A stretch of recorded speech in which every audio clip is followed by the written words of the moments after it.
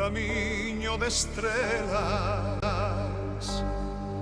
e hai ao final un destino que ao lonxe te espera.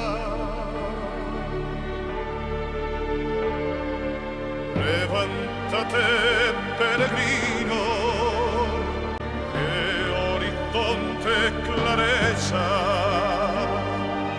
e homes, mulleres e críos seguen xa lúa estela. E o corazón fagachabas se a tua esperanza fraquea,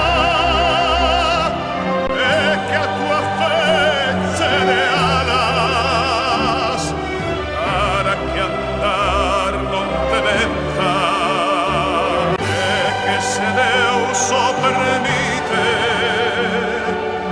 echan o ceo na terra cando os teus ollos divisen as torres de Compostela.